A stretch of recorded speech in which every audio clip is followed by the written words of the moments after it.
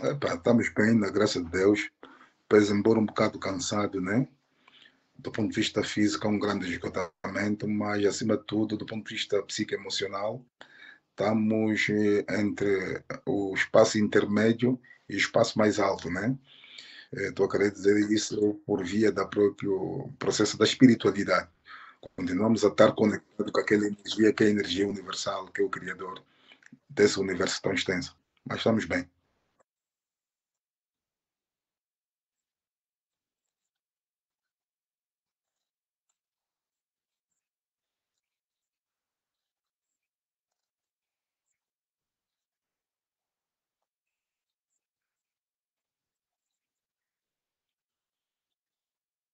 Primeiramente, ter uma consideração de espiritualidade.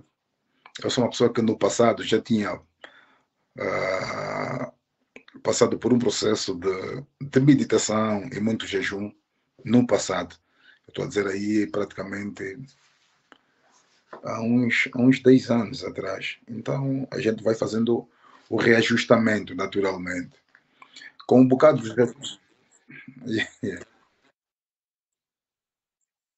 Não tenho comido, mas também consigo fazer uma concentração, tá vendo? Porque eu acho que no fim de tudo, a alimentação, se ela for espiritual, o material consegue compreender, tá vendo? Então, há essa necessidade de se alimentar, mas também há necessidade da meditação, né, que é muito mais profunda, que ela consegue nos dar o espaço de concentração, o espaço de atenção e de reflexão com profundidade.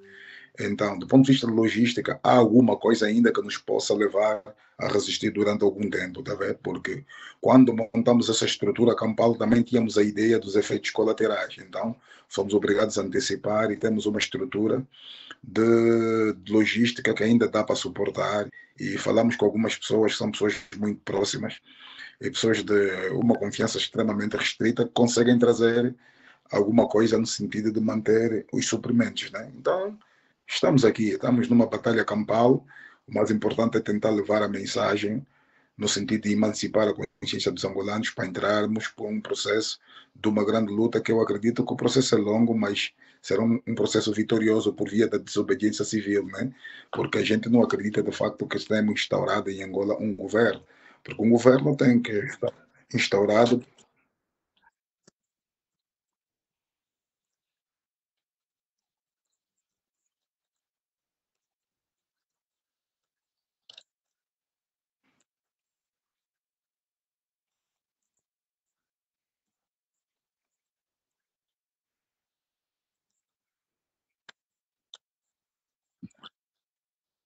Não, eu também montei uma estrutura de sistema de segurança e contra-informação, naturalmente. Temos aplicativos. Eu estou a usar um telefone que não tem chip de Angola, né? Se tu olhares, que eu também só falo por via WhatsApp, não falo por outras vias, né? No sentido de ser localizado pela os serviços de inteligência, o serviço de investigação criminal, o SIC, naturalmente, que são os maiores lutadores.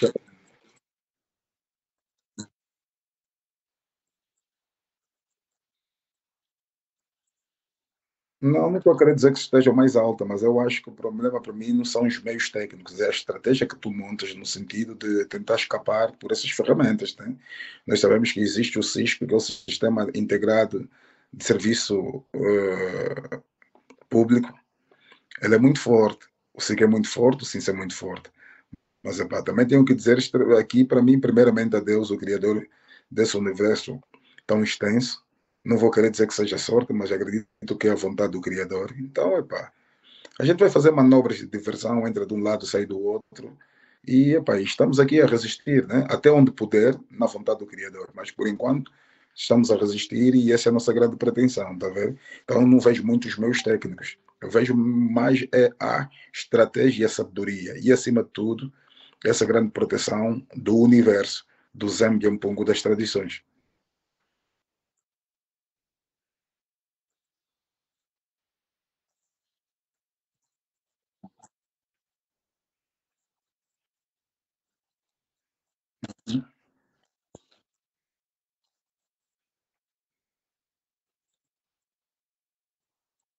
Não deixei de aparecer por uma questão muito simples. Eu não posso cooperar com a ditadura, nem posso, de facto, também cumprir com leis e medidas de coação que são injustas. Né? Por que é que eu estou vivo desde o dia 30 e hoje tu estás a falar comigo, hoje é dia 30, estou há um ano sobre o termo de identidade de residência, né? Que ele é baseado em dois aspectos fundamentais. Primeiro, a Procuradoria-Geral da República aplica um termo de identidade de residência.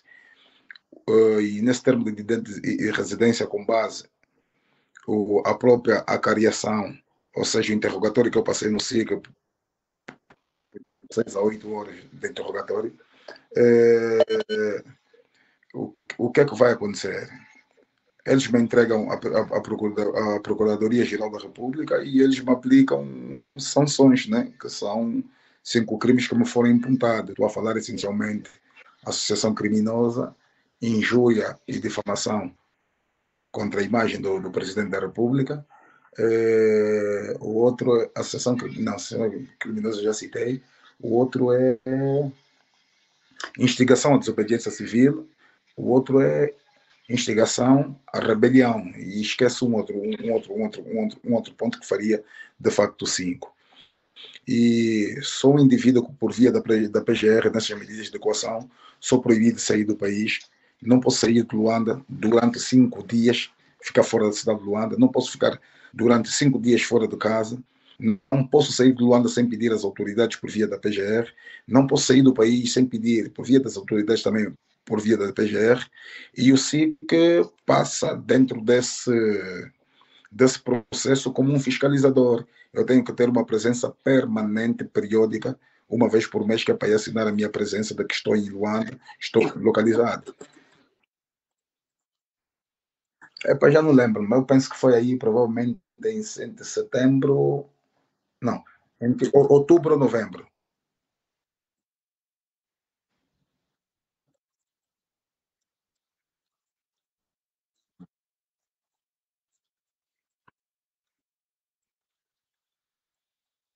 Não, não, não. Eu fiz apresentações periódicas, eu acho que durante 5 meses. Sexto mês eu vi que eu estava a perder tempo. Primeiro é que é muito cansativo. Tu sabes que todos os dias, mal está a finalizar o mês, tens que acordar cedo, vais lá, e depois é um processo de burocracia, assinar, e muita conversa. Eu não tenho muito tempo para essas coisas, está vendo? Então eu via que era muito peso, estava aí também. Estar a continuar a ir lá, eu estava de alguma forma tipo a cooperar com a ditadura. E eu não posso cooperar com a ditadura, não posso cooperar com leis injustas, né, com as medidas de coação, porque o que é que está em causa? Essa medida de coação é nada mais, nada menos aquilo que eu falo, são os meus pronunciamentos. Então, para aquilo que se prefere, que se pretende, a conservação e a reedificação do Estado de Direito Democrático, isso é de facto um grande atropelo. Mas agora, uma das causas fundamentais que me leva a desistir de meter o pé no SIC foi o grande projeto da lei da amnistia, né? Aquilo que se propunha antes de ser aprovado. A lei da amnistia, que foi aprovado, ela não defende os críticos do regime. Todos os críticos do regime são criminalizados. Entende? Então, eu senti que não havia um espaço de liberdade para mim. Quer dizer, posteriormente eu ia passar por um processo de tribunal onde eu ia apanhar uma pena e ia estar na cadeia. Então, eu via, pá, não tenho tempo para.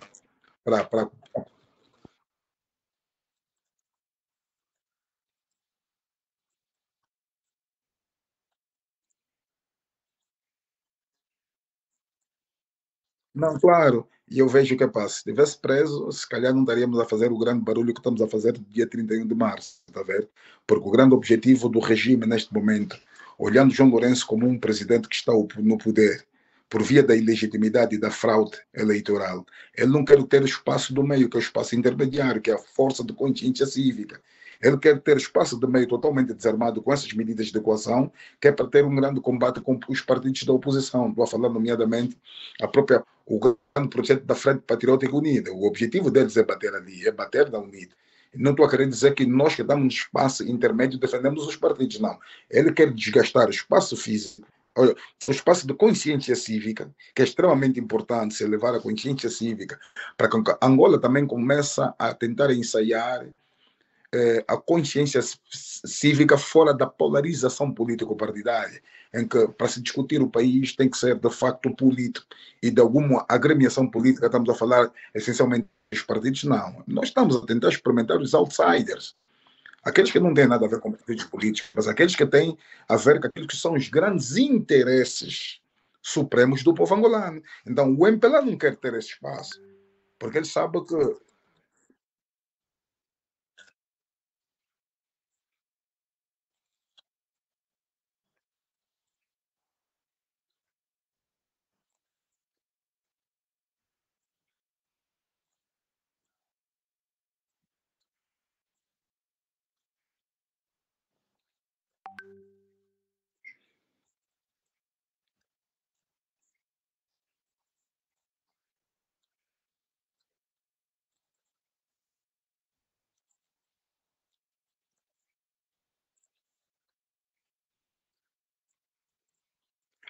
não sei, se calhar é por ser um bocado mais ousado e ser um jovem com uma emoção e uma adrenalina, às vezes, um bocado mais acelerada, mas acima de tudo também controlada, né?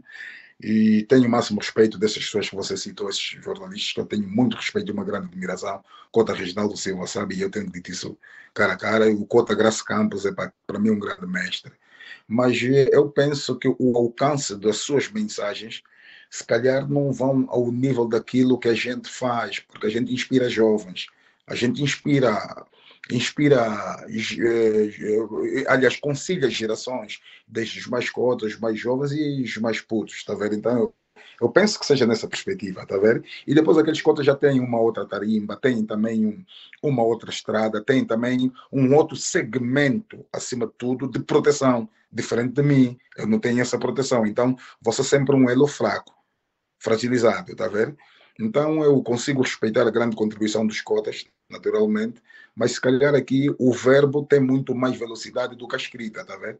Porque quando a gente vê os cotas, feliz ou infelizmente ainda, é muito no segmento da escrita, pois embora que eles também fazem grandes intervenções, intervenções muito profundas e muito reflexivas, está a ver?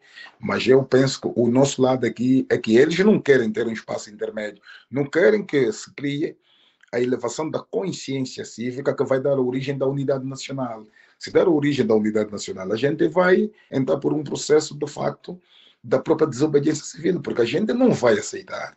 Estamos em 48 anos de independência, mais 2 anos são 50 anos, é meio século. Meio século que não existe um contrato social, meio século que a gente não consegue ter nenhum setor da vida pública, social, econômica e política de Angola que funciona 24 sobre 24 horas e que tenha, de facto, um grande impacto na vida dos angolanos, que imponder os angolanos. Então, estamos a assistir, desde 1975, uma estrutura de poder para poder e não uma estrutura de governo para governar, para realizar os sonhos e os anseios dos angolanos. Então, a gente não quer ter essa experimentação de continuar a viver nessas condições. O mais importante agora é emancipar a consciência dos angolanos, criar a maturação para se fortificar a unidade nacional dos angolanos, estou a falar angolanos, os povos de Angola, para combater a tirania e a ditadura que está instalada em Angola desde 1975.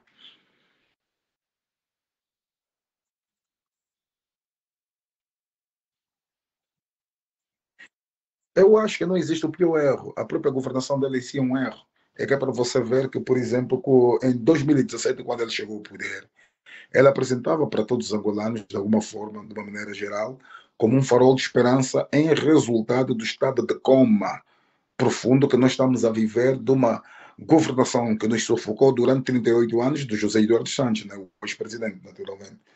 Mas João Lourenço, quando chega, ela apresentava-se como um farol de esperança, tanto mais que ele tem uma citação dele, que numa entrevista que ele dizia que queria ser um Deng Xiaoping, um reformador. E quando a gente fala de reformador, era não ser aquilo que a gente já vivia, era passar por um processo de reforma por via do diálogo, de uma estratégia de governação e de uma governação que fosse cada vez muito mais inclusiva. Então, 6 anos depois, o que é que a gente está a sentir? É um regredir civilizacional, onde temos angolanos, né, de conscientização, a comerem no lixo, isso não é normal, onde estamos a assistir a uma economia totalmente arrebentada, que está realmente a matar o espaço do empresariado nacional. Estamos a assistir nada mais nada menos que O que é que aquilo a gente poderia dizer?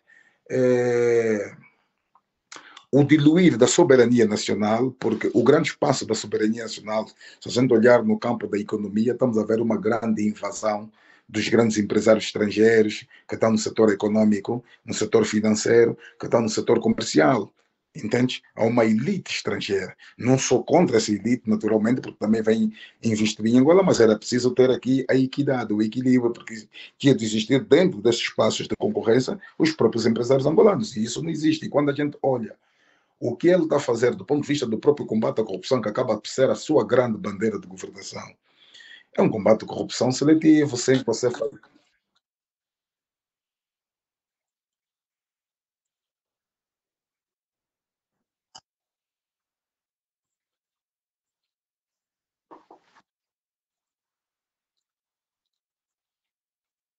Uhum. Não, eu acho que ele muda de postura no meio do mandato. Primeiro temos que ser sinceros e coerentes. O presidente João Lourenço não tem capacidade cognitiva, não tem visão estratégica para ser um líder. Não tem. E o que eu encaro, no princípio, ele vendeu populismo e demagogia. Porque até chegou-se ao ponto de se vender a uma palavra que vai entrar no léxico político nacional, que é a bicefalia, que ele não estava conseguindo governar, porque o ex-presidente José Eduardo Santos estava no partido, a dirigir o partido, e nós sabemos que qual a natureza do partido na estrutura do Estado. Temos um Estado capturado pelo partido. O que é que ele estava querendo dizer? Que ele não consegue realizar os anseios dos angolanos porque o partido que capturou o Estado ainda está sob gestão de José Eduardo Santos. Então, havia necessidade de tirar o José Eduardo Santos, que é para ele ser o presidente do partido, ser o presidente da República e ele governar. Mas, no fim de tudo, o que é que nós percebemos? Ele queria ter um poder absoluto entre o partido que capturou o Estado e a sua representatividade a nível da República. Então, acabou por ter o poder absoluto, mas um poder absoluto que ele não tem capacidade, não tem, não tem, ele não é polido, não tem visão com esse poder político que é para realizar os sonhos dos angolanos e que começou até a descambar. É aí que estamos a ver tanto o poder na mão.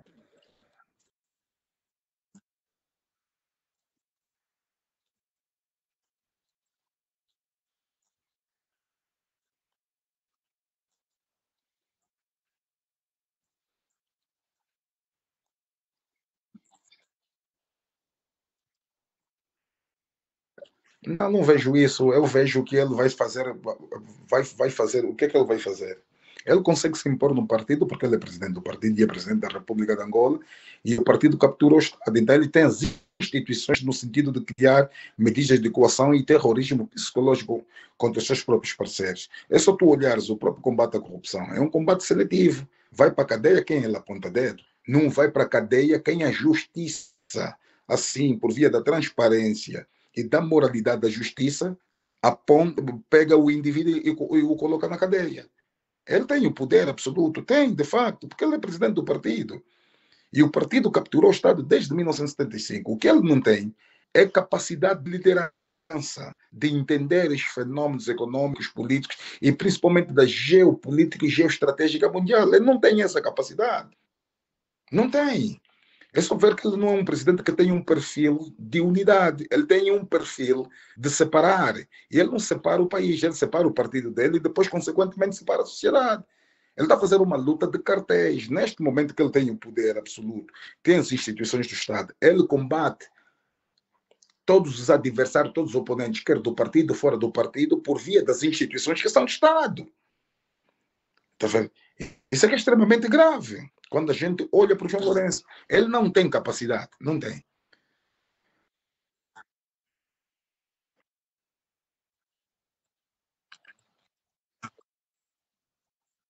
Epa, a, questão, a questão do partido é uma questão particular. E eu penso que o partido tem essa responsabilidade de olhar ou João Lourenço, ou eles salvam o partido, ou João Lourenço mata o partido. Eu só acho que o MPLA só tem essas duas opções. Ou se combate o João Lourenço, ou o João Lourenço mata o partido. Agora, quanto à questão da consciência cívica, evidentemente que a gente tem que levar a consciência cívica para dizer que não podemos depender dos partidos políticos, porque a salvação do povo, a busca da dignidade, a busca do emprego, o respeito dos direitos humanos depende essencialmente do povo. O povo tem que entrar nessa luta, tem que entrar nesse grande processo para a luta da reedificação do Estado de Direito democrático que pretendemos, não aquele que nos impõe por via da Constituição. Está escrito, aquilo é apenas papel. Agora, a praticidade é uma grande violação sistemática diariamente. Então, isso não é um combate. Somente dos partidos. Deixem os partidos, eles têm as suas agendas. Mas a gente tem que ter a agenda do povo, agenda de coletividade, agenda de liberdade, agenda de libertação das consciências por via dessa prisão mental criada pelo MPLA. O MPLA só tem dois caminhos: ou afunda com João Lourenço ou tira o João Lourenço do poder.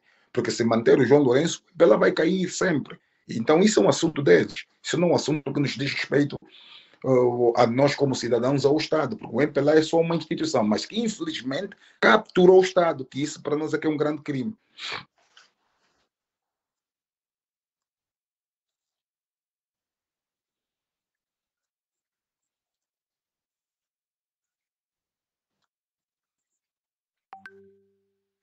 Eu penso que cada época é uma circunstância, porque na época do Agostinho também existia ativistas, na época do José Eduardo Santos também, claro que existia.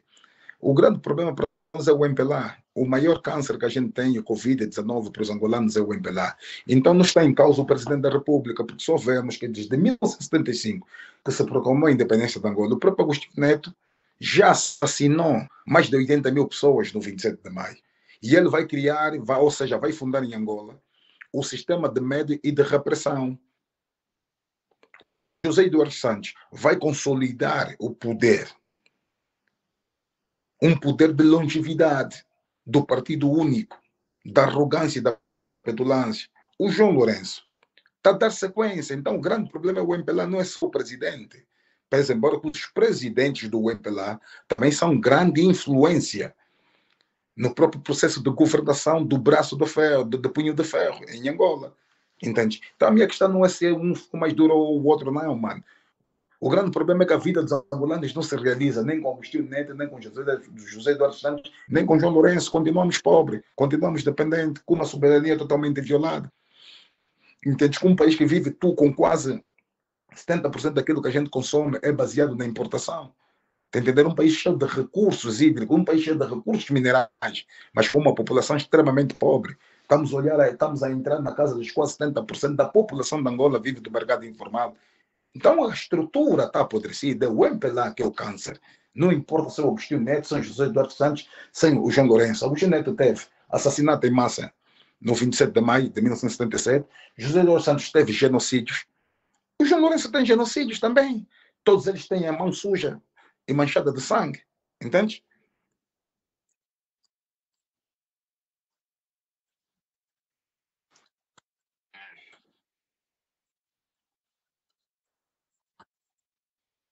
Eu penso que.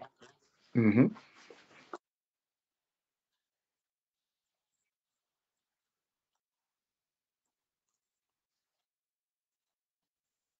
Essa não é a primeira vez que a gente tenta fazer isto. Né? Em 2019 tivemos essa experiência, não teve um grande impacto porque também os fenômenos assim não se encaixavam. Na altura o presidente ainda não tinha, o João Lourenço não tinha ainda essa imagem totalmente chamuscada, o nível de descontentamento também ainda não era tão elevado do que hoje, em 2023, naturalmente. 2023 foi importante darmos um passo para frente para dizer, olha, o povo a partir de hoje tem uma palavra. Não depende dos partidos políticos, é a voz do povo. No entanto, por que ficar em casa? Está claro, dia 31 começa o processo da desobediência civil. Então, é um processo que eu disse que vai ser longo, naturalmente, vai ser cansativo, mas estamos preparados porque acreditamos numa vitória. Por que ficar em casa?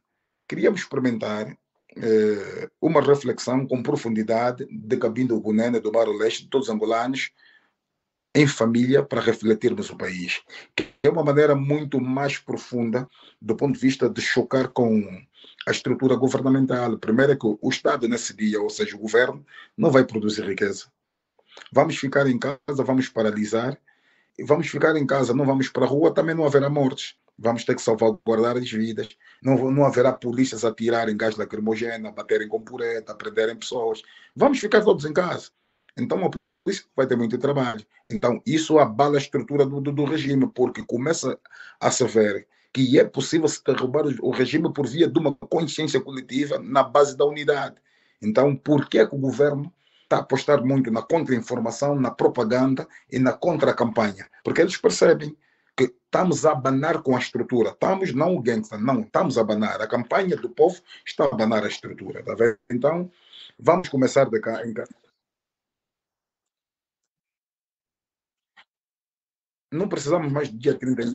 O dia 31 só será nada mais, nada menos do que a consequência de todo esse grande trabalho que o povo fez por via da grande campanha, porque já houve ganhos. É só ver os pronunciamentos da Polícia Nacional, é só ver os pronunciamentos das cadeias públicas, televisivas, as rádios, os jornais e a grande, como é que eu diria, a grande participação dos serviços de inteligência na contra-informação, o do Departamento de Informação e Propaganda do MPLA na contra-informação, do do SIC, Serviço de Investigação Criminal da Polícia Nacional, no processo dessa grande campanha. Então a campanha já está ganha. Agora, dia 31, naturalmente, é a materialização desse grande esforço coletivo do povo angolano, no sentido do que estamos a deixar claro que a partir de hoje ninguém obedece. E não está muito longe. Nós vamos pressionar, e já disse, a missão é tirar o João Lourenço do poder, porque ele não é um presidente que foi eleito, ele é ilegítimo, então ele tem que sair dali. Não o queremos, estamos a deixar em linhas claras, que ele não foi a ele que a gente votou, nem ele, foi ele o grande sonho, porque ele roubou os sonhos dos angolanos. A gente poderia construir um país na base do trabalho, na base da dedicação e do amor que a gente tem pelo país, pela pátria e pela nação.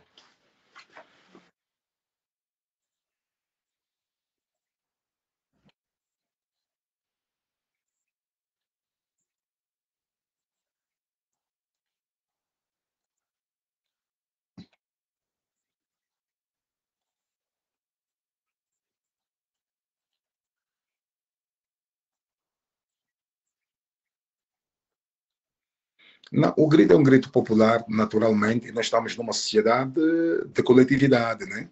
Num espaço de 1.246.700 km², com quase 32 milhões de cidadãos, né? Ou de habitantes. Então, o grito foi um grito popular e eu penso que isso vai comovendo os corações, quer de pessoas coletivas e pessoas e singulares, né? Então, epa, a gente sente-se feliz pela comparticipação de todos os cidadãos, cidadãos individuais, organizações, e eles entraram. É só um grito, foi somente um grito. Eu penso que a fome e a miséria está a bater para todos, graça para todo o país, da Cabinda do Gunene, do Mar Leste. Então, eu penso que é uma ação de solidariedade e a gente sente-se feliz por isso. Ninguém fez um chamamento a citar o partido A ou o partido B, não. A gente fez só, os angolanos fizeram um chamamento de coletividade e eles abraçaram a causa. Então, estamos a nos tornar uma grande família, que esse é o maior objetivo, que é o objetivo da unidade, para os angolanos entrarem no grande processo da luta, para se repor a dignidade do povo angolano e automaticamente também ressalvar aqui a soberania nacional.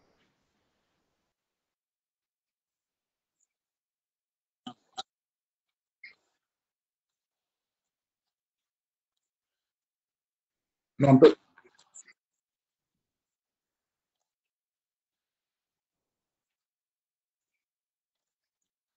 surgiu como uma intenção na internet e abraçamos a causa e levamos para frente, tá vendo? Então eu penso que isso é uma ação de coletividade, não é uma ação individual, é uma ação de coletividade porque passamos todas as mesmas dificuldades de vida, com desemprego, com fome, com a prostituição. Temos o mesmo país, um país sem rumo, um país sem futuro. Temos o mesmo indivíduo que está no poder que roubou, de facto, o sonho dos angolanos por via das Forças Armadas, do que foi legalizado por via fraudulenta do Tribunal Constitucional, que usou a polícia para criar profilaxia e terrorismo psicológico a nível das periferias e dos centros das cidades da Angola toda, que usou os serviços de inteligência e a Casa de Segurança da Presidência da República para cozinhar os resultados eleitorais. Então, quer dizer que isso é um problema de coletividade. coletividade. Isso é um sentimento nacional, é um grito de sentimento nacional e abraçamos todos.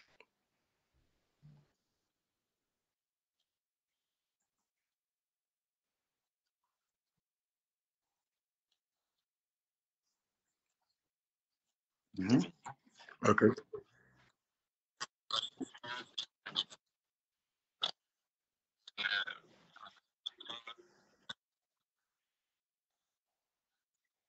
Epa, a gente olha isso com toda naturalidade, porque acaba por revelar quem defende o povo e quem come no prato do MPLA e automaticamente é cúmplice, né, desse grande processo da humilhação generalizada do povo. Olhamos isso com toda a naturalidade. É normal que o Cota Salu tenha, ele tem também a sua liberdade de pensamento, mas ficamos tristes porque é um indivíduo que, na qualidade de ser jornalista, se é jornalista de facto, deveria abraçar como cidadão, tá vendo? É preciso que se demonstramos aqui o senso de solidariedade e, e humanismo. Então, epa, se sentiu indiferente, se calhar come com eles, com o pessoal que está lá no regime. Então, epa, fez só o trabalho de boca de aluguer, no sentido de desencorajar. Mas queria dizer que o Sadu também ajudou ainda a propagar a própria campanha, porque também é um bocado da parte dele uma hipocrisia muito grande que ele demonstrou, porque ele faz um programa que chama-se o Fala Angola, que é um programa que de alguma forma passa os grandes problemas sociais dos angolanos criado pela as políticas públicas fracassadas do MPLA que não funcionam. Tá vendo? Então, o que eu estou a querer dizer é, pá, estamos aqui, vamos continuar a trabalhar. Deixa o Cota Salu, como muitos outros. A caminhada é longa e eu acredito que num futuro eles próprios vão se emancipar, vão enxergar e vão compreender que a causa do povo é uma causa de Deus, como se diz o ditado. A voz, de Deus, a voz do povo é a voz de Deus. Então, esquece isso. A gente não guarda ódio, nem rancor. A gente entende o espaço de liberdade, mas vamos continuar a andar.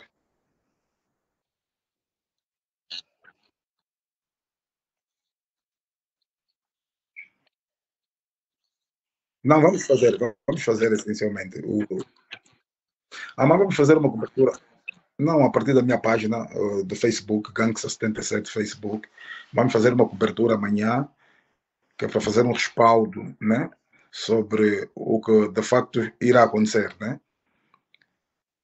E aí vamos meter o povo na linha, né, dar a sua opinião, que é para depois a gente fazer um resultado SWOT, né, uma conclusão dos prós e contras, onde podemos melhorar e no sentido de continuarmos com a grande campanha, a grande luta.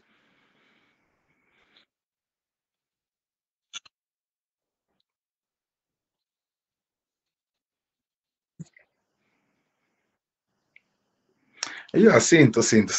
É claro, nós sabemos que o MPLA é uma estrutura que mata, é uma estrutura assassina.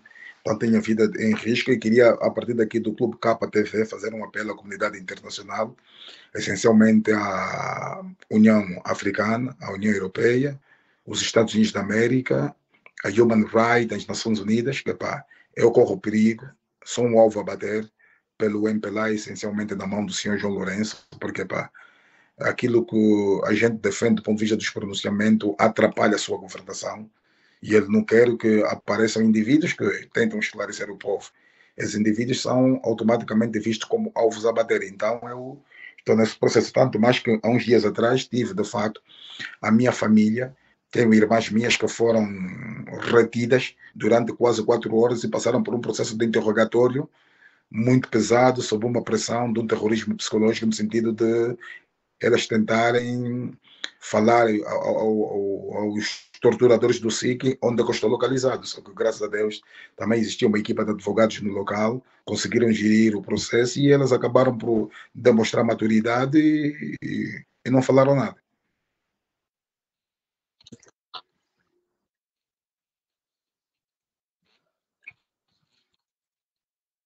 Não, claro, eu quando digo educação, às vezes, se calhar, pode não ser uma educação é, é, muito rápida, né? Mas a gente sabe quais são os métodos, né, que os partidos comunistas normalmente usam: envenenação, cadeia, tortura psicológica, e, epá, então e epá, o SIC para eles, a minha cabeça é um prêmio, digo isso.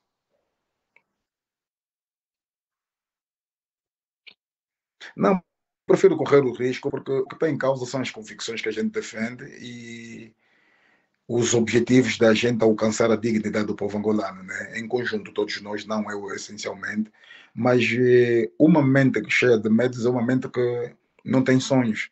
Então é preciso libertar as consciências dos médios, que é para a gente, de facto, motivar os angolanos a sonharem e acreditarem, de facto, num país que os merece, que esse é o país, que é um legado dos ancestrais.